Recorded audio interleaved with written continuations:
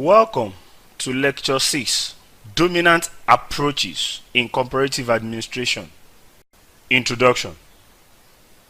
This lecture discusses some of the dominant approaches utilized in the study of comparative administration.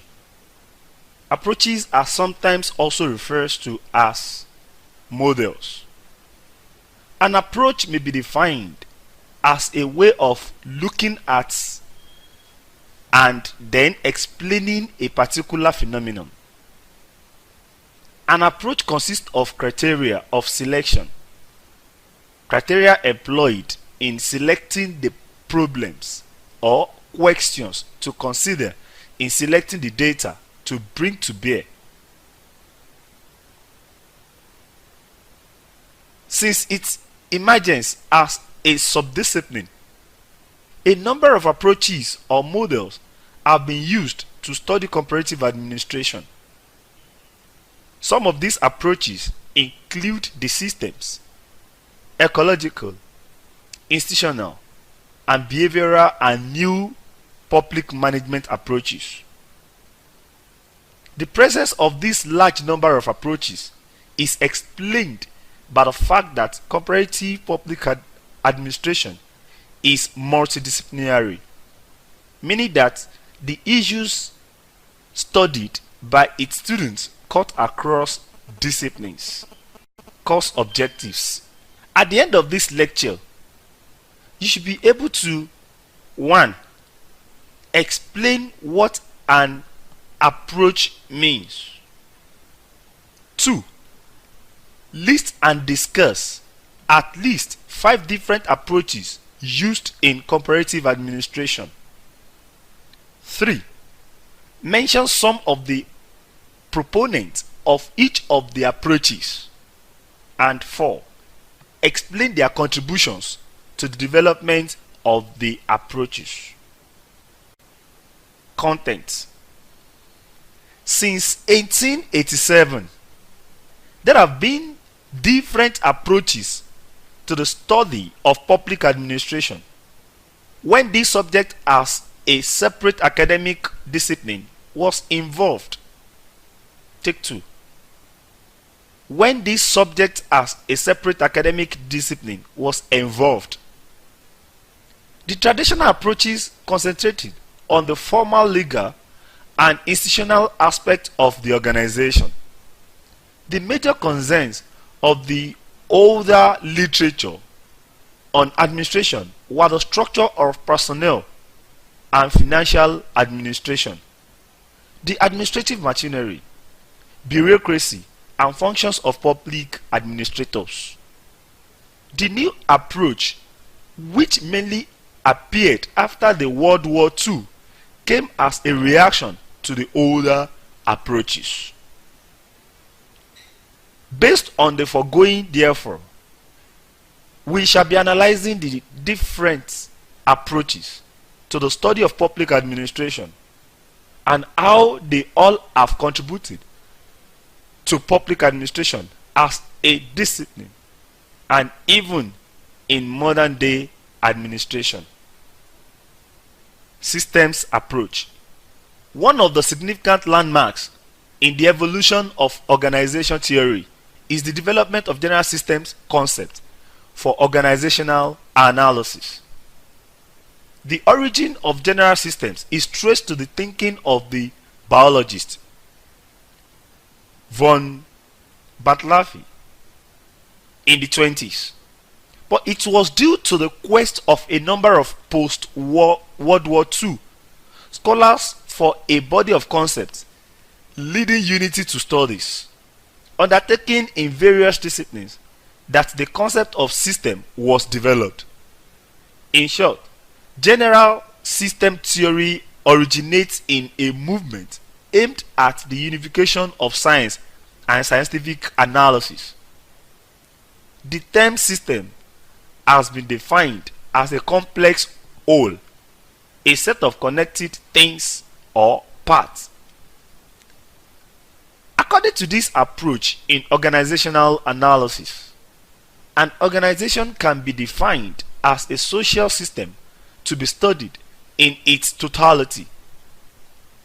In other words, a system is a collection of interrelated parts which receives inputs, acts upon them in an organized manner and planned manner,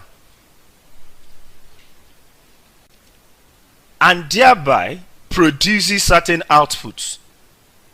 There is a great trend to place all types of organization within the broad framework of general system theory. A system is seen as an assembly of interdependent parts, that is subsystems, who interact among themselves.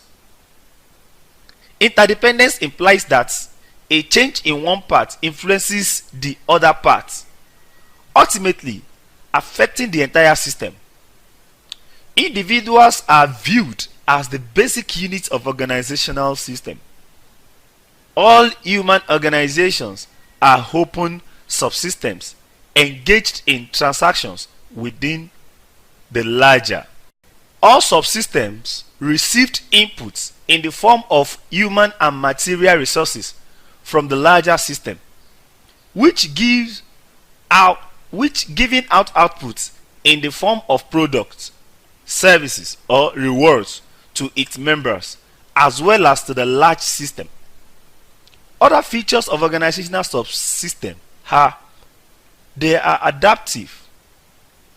They affect the larger system as well as affected by it, and they are dynamic in the sense that they undergo continuous change as a result of interaction with other subsystems within the larger social system. The chief contributor to system analysis in organizational theory is Albert Simon.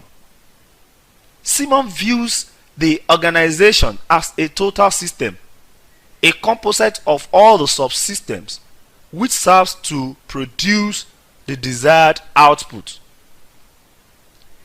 His basic assumption is that the element of organizational structure and function is characteristic of human problem, solving processes, and rational choice.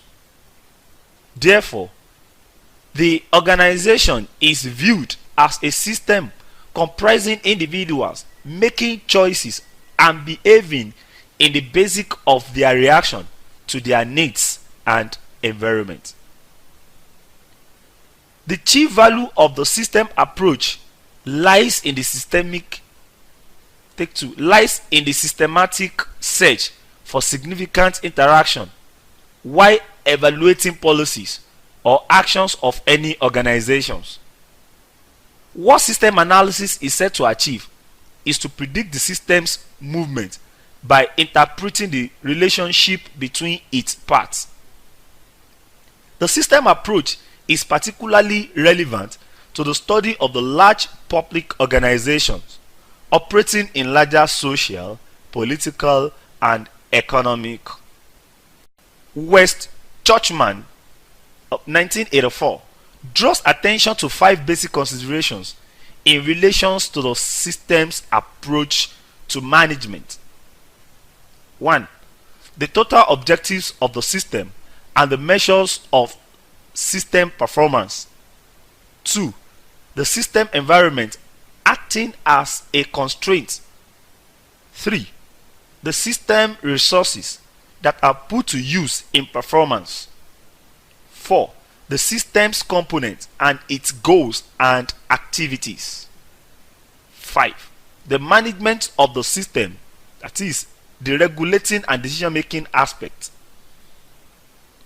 The organization has been conceived by many administrative as a social-technical system comparing both the social and technical variables. It is not mainly the assembly of building, money, machines, and processes. The system consists in the organization of people around various technologies whose motivation, behavior, and relationship determines both the quality and quantity of inputs and output. As Miller and Rice 2003 put it, any enterprise may be seen as an open system which has the characteristics in common with a biological organism. Take two. Which has the characteristics in common with a biological organism. An open system exists and can exist only by exchanging materials with its environment. It imports materials, transforms them by means of conversion process, consumes the product of conversion for internal maintenance, and exports the rest. Directly or indirectly, it exchanges its output for further intake, including more resources to maintain itself. This import conversion export processes are the work of enterprise has to do if it has to live. The system approach to organizational analysis is now widely used. This approach can take into account more variables and interrelationships while looking at an organizational problem in the framework of a larger system. Another important dimension is the interaction between a system and its environment. The underlying assumption of a system approach is that there is a continuous mutual interaction between the system and its environment. This conceptualization was to eventually become the precursor of the ecological approach to organizational study. Ecological approach. Various scholars and administrators have often referred to the need to relate public administration to the environment in which it functions. Ecology refers to the mutual relations collectively between organism and its environment. The ecological perspective in the study of public administration was introduced primarily through the writing of John Gall, who first elaborated this approach in his Reflection of Public Administration, 1945. Gall advocated the concept of relating government functions to the environment, which included such factors as people, situation, scientific technology, social technology, wishes and ideas, catastrophe and personality. The factor he concluded must be included in the ecological study of public administration. The ecological approach assumes that constructive administrative behavior is peculiar, molded by the values of the administrative culture in which it functions, while the administrative culture in turn is an on-growth of the interaction of values and traits of the administrative system with the social system as a whole. The ecological approach is further based on the idea that an administrative system may not act as an independent variable in all circumstances. It acts and reacts under the influence of various subsystems surrounding it. There is a great independence between all social organizations and the ecological settings, which may include, among others, topography, population, level of physical and social technology, and interrelationship and interaction between peoples and organizations. Organizations, structures, procedures, and goals are largely created and charged as a result of the interaction between an organization and its environment. Thus, if an organization is to survive, it must adapt itself to the changing needs of its external environment, which is continuously changing. In a highly industrialized and developed society like USA, the system of government and administration must not only cater to public needs and demands, but also for the compulsion of the American economy. The level of production and consumption of material goods is highest in the United States compared to any other country in the world. Therefore, the administrations of framework most favored in that country is free market systems through which Americans are able to make free choice in production and consumption. A capitalistic economy with a democratic system of minimum state intervention and control is what the Americans have found suitable and that has existed in the country, with only minor variation from time to time. In developing countries, the two main goals of administration are nation building and social economic process. Administration in these countries functions in an environment of society and multiple pressures and controls. Most of these ecological developing countries inherited administration as an authoritarian and unresponsive administrative culture from their colonial days, which they carried into their system even after the post-independence adoption of rationalist Western model of administration. It has often been found that mere imposition of Western administrative system on the societies did not lead to their functioning in the same manner as they did the West. The Weberian model of bureaucracy, for example, has been found to be dysfunctional for developments in the third world societies. Fred W. Riggs is one of the foremost exponents of the ecological approach in public administration. On the basis of Western functional prerequisites of a social system, Riggs attempts a variety of models and typologies such as the agria transria industrial and first primastic distracted societies. His quest for an ecological perspective in cross-cultural society studies fed him mainly to the field of development administration. His ecological models emphasize an open system perspective that attempts to describe and analyze the interaction between the administrative subsystem and the wider social system.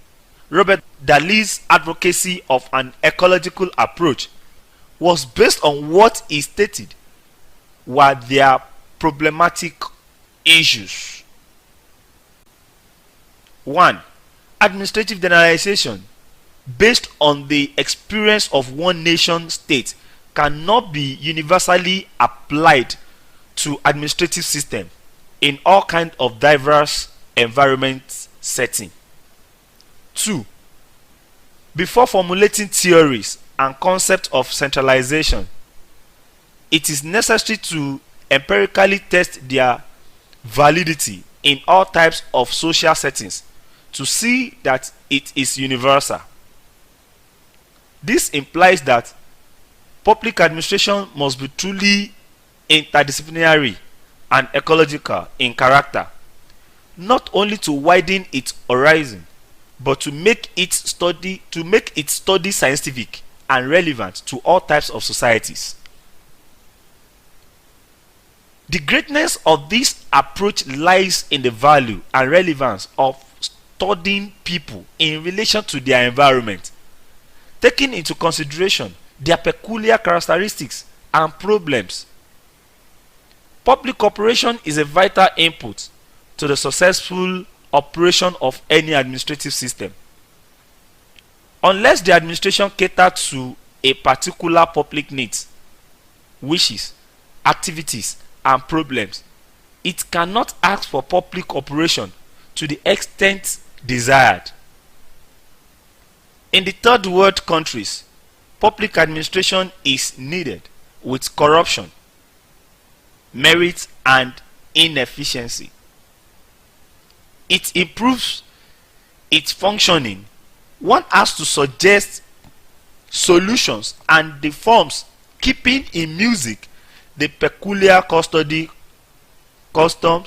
traditions, and culture of the people, coupled with their present needs and aspirations. Every popular, efficient, and democratic administration must be ecological in character and approach. Institutional approach. This approach tries to establish linkage between the study of public administration and the institution of government.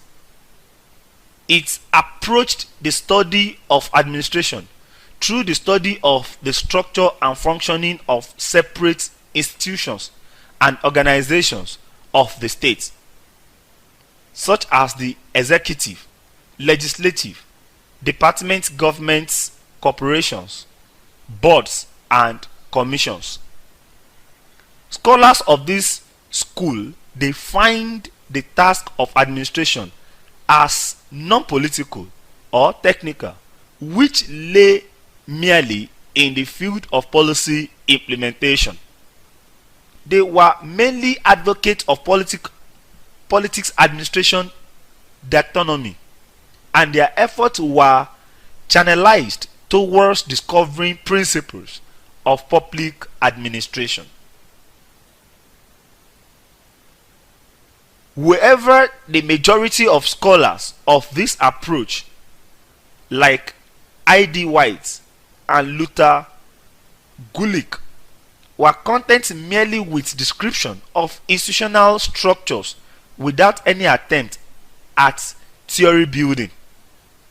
This is essentially descriptive, though attempts have been made by some thinkers to combine normative elements with the descriptive. Some of these have not only described the institutions but also suggested ideas for reforms where necessary. The traditionalist believes that the major problems of administration are related to the legal, formal structure of organization, and their solution can be found in unifying or changing this structure. This approach considered the study of organizations, their principles, goals, and structures as primary to the study of administration. History and law were the two main forces of the older studies. The exponent of these schools gave attempt to the problem of delegation, coordination, span of control, and bureaucratic structure. Initially, writers on public administration were most concerned with ways and methods to improve administrative efficiency and ecology. This gave rise to many theories. Pefana and Prettius, Waldo, Gulick, and Owick, Taylor, Fayol, Money, etc. were primarily concerned with finding ways and means of improving organizational work, methods, and processes in order to raise their inputs and efficiency. The main limitation of these approaches was a total neglect to environmental and informal factors on administration. By neglecting other variables like sociological and psychological forces and administrative situation and problems, these approaches remained to a great extent incomplete, one-sided, and lacking in analytical content. Behavioral approach. Modern behavioralism, which developed in the late 30s and 40s of the 20th century, is mainly concerned with the scientific study of human behavior in diverse social environments. It started as a protest against tradition, historical, normative, and largely descriptive approaches in the social sciences. In public administration, behaviorism as a distinct line of study started in the 1930s with the human relations movement and was later developed by Chester Barnard, Albert Simeon, and others.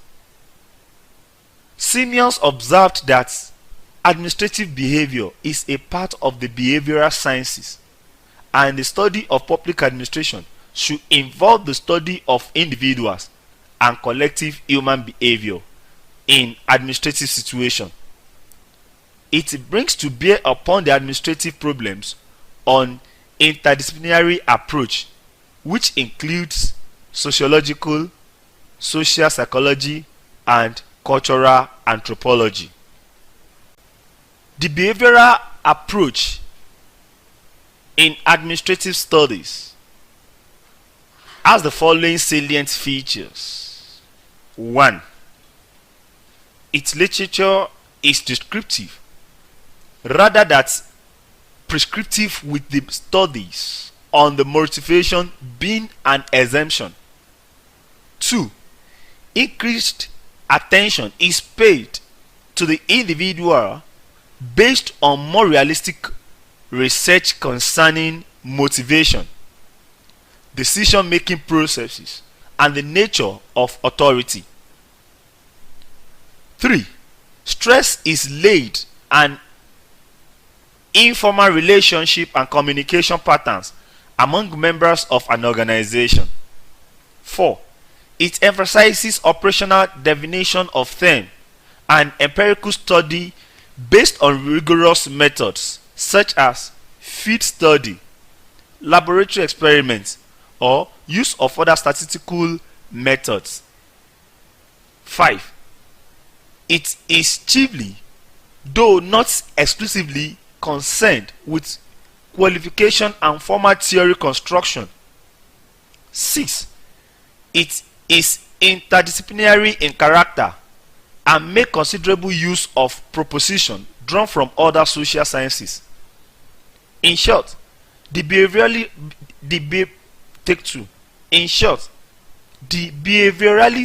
sought to adopt the integrated and interdisciplinary approach.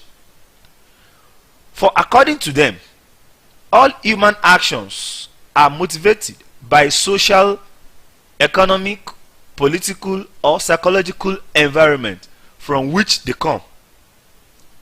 This approach aims at substituting empirical and realistic judgment from the purely value-oriented, if only emphasize a scientific approach to the study of administrative problems and their solutions. The behavioral approach in public administration has given an additional impetus to scientific research and systematic theory construction. The scholars in this field of public administration have made cross-structural, cross-cultural studies of administrative behavior.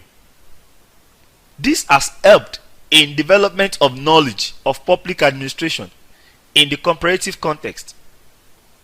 In the field of comparative public administration, Robert Pristos and Michael Kreuzer have conducted empirical studies public of bureaucratic behavior in different social and cultural precaution. In India also, a number of scholars have used behavioral techniques in research, like Pai Panadikar, Kuldeep Mator, Ramsray Roy, Santi Kotri, C.P. Bamburi, etc. Contemporary research in administrative behavior has been classified by Abrasimian as follows. A. The study of bureaucracy and other using and extending upon the Weberian model. B. Human relations pertaining to motivation and increasing job satisfaction and others.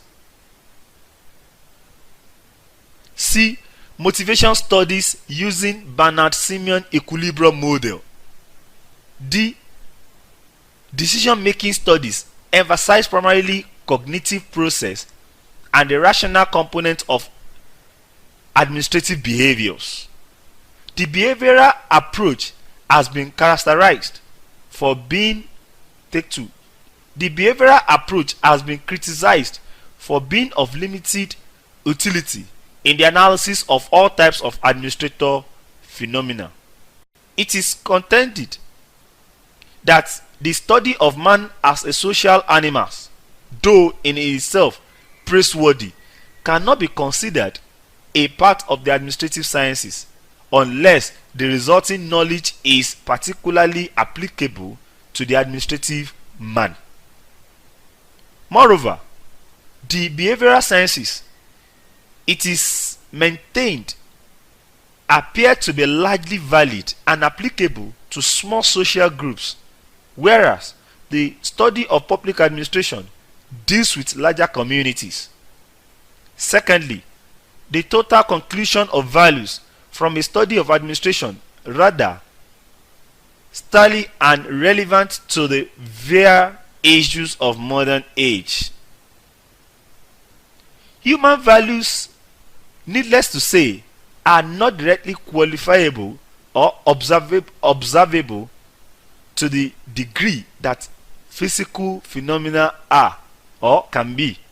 The behavioral approach, therefore, appears to be of limited relevance in dealing with all types of administrative problems and their situation, since the complexity and variability of human nature, motivations and behavioral prelude the attainment of precision that is so characteristic of the physical sciences. Value-oriented or normative problems and issues of organization cannot really be explained or interpreted in terms of the behavioral approach.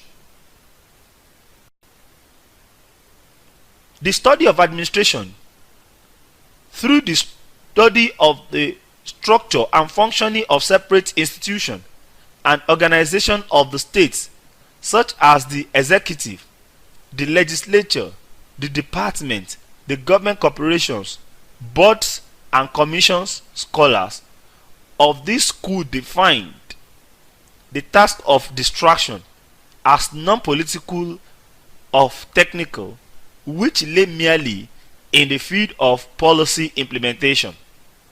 They were mainly advocates of the politics, demonstration, discology, and their efforts were new public.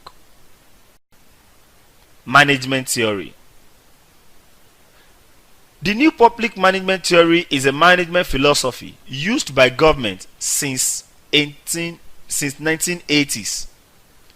To modernize the public sector, new public management is a broad and very complex term used to describe the wave of public sector reforms throughout the world since the 1980s. The main hypothesis in the NPM reform wave is that more market orientation in the public sector will lead to greater cost efficiency for government without having negative side effects on other objectives and consideration. The term New Public Management was coined by Christopher Hood in 1991.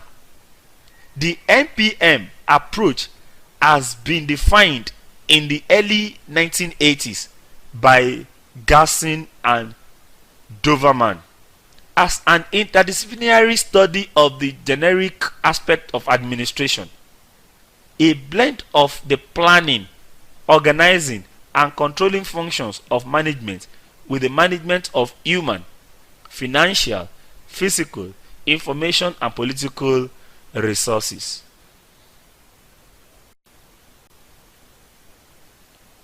Contemporary reforms are orienting governance toward management philosophy.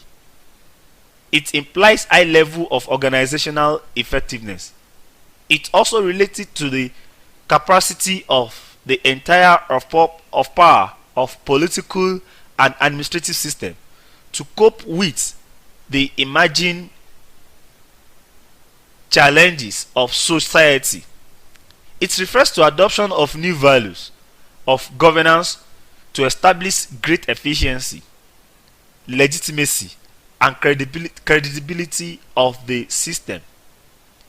In simple terms, the NPM can be considered as citizen-friendly, citizen-caring, and responsive administration. New public management has three constructive agencies for the field of public administration. A stranger emphasize a performance-motivated administration and inclusion in the administration canon of performance-oriented institutional arrangements, structural forms, and managerial doctrine fitted to particular context. B. An international dialogue and a stronger comparative to the study of state design and administrative reform. C. The integrated use of economic, sociological, and other advanced conceptual models. NPM is result-oriented and objective-focused. It believes in flexible arrangements in organization, personnel, terms and conditions of employment, and so on. It is prescriptive and descriptive. Its driving matters are the three E's economy, efficiency, and effectiveness. It advocates pawning the public bureaucracy and reduction in the function of the modern state. It thus believes in privatization. The NPM aims to achieve a great deal of structural adjustment and new types of state intervention, to see cooperation and help from community organizations and empowerment of citizens. Its attempt to limit the soul of the state, including downsizing bureaucracy, devolution of authority, cost reduction, contracting out some of the operative functions of government, developing and designing result-oriented appraisal system, and commercialization as well as market orientation of the government activities. This is to be supported by effective accountability through open reporting system. The administration has to be moved from rule to results orientation, from system to enterprise, obedience to reward, inaction to action, centralization to decentralization, and from duties of administrators to the right of citizens. Broadly, the NPM aims at entrepreneurial role of public organization with a market-based public administration, resulting in effectiveness and economy in the functioning of public organization. Summary. In this lecture, we have discussed 5 of the dominant approaches utilized in the study of comparative administration. These approaches are the systems, ecological, institutions, behavioral, and new public management approaches. The systems approach sees public administration as a social system to be studied in its totality, while the ecological approach assumes that administrative behavior is primarily modeled by the nature of the environment in which an administrative system functions. The institutional approach, on the other hand, studies administration through the study of the structure and functioning of separate institutions and organization of the states, such as the executive, legislative departments, government corporations, boards, and commissions. The behavioral approach, on its part, is mainly concerned with scientific study of human behavior, while the new public management approach, more market orientation in the public sector, will lead to greater cost efficiency for management. This is the end of